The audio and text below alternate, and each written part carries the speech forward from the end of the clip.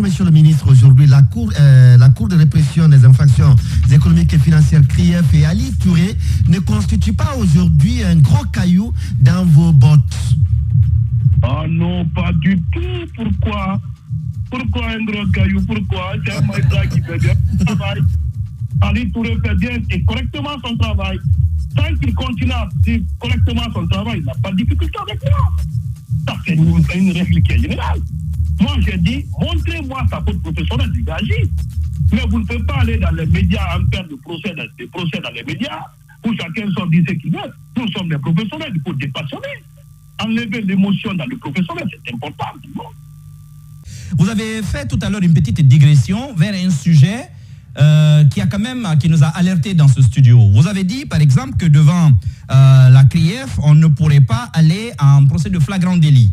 Je ne sais pas si j'ai bien compris, parce que cela nous ramène automatiquement au cas Kassori. Puisqu'on se souvient justement que le procureur spécial, dans un premier temps, avait déclenché de tels mécanismes contre certains des accusés. Et après, d'ailleurs, les avocats s'étaient plaints qu'on était en face d'une sorte de reconversion de la procédure.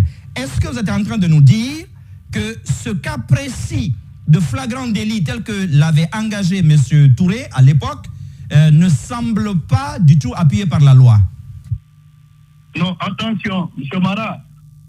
C'est bien que vous m'ayez demandé pour ne pas penser à ma place. Je vais vous répondre. Je ne vous dis pas ça comme ça. C'est qu'il y a une disposition dans l'ordonnance portant attribution et fonctionnement de la CRIEF qui a donné cette prérogative au procureur spécial. Parce qu'il a dit que la Cour de répression des infractions économiques et financières doit fonctionner sous la base du Code de procédure pénale. Vous avez vu, c'est-à-dire, c'est cette loi qui lui a donné ça. Nous estimons que cette loi qui lui donne cette prérogative peut porter à confusion.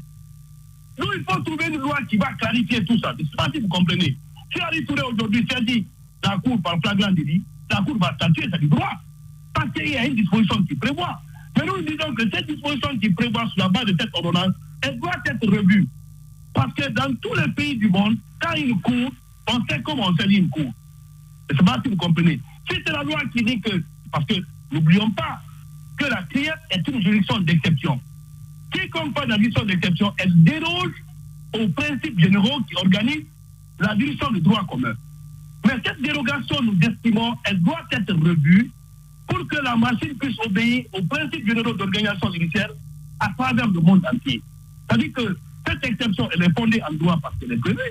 C'est pourquoi une fois, quelqu'un m'a dit que, monsieur le garde des Sceaux, pourquoi vous n'avez pas sanctionné Ali Touré? Parce que les avocats vous ont saisi pour dire que Ali Touré souffre d'insuffisance professionnelle. Je dis très malheureusement. Quand on parle d'insuffisance professionnelle, c'est parce que le magistrat, quand même, n'a pas su apprécier les faits de sa saisine sous la base du droit. Ali Touré, oui.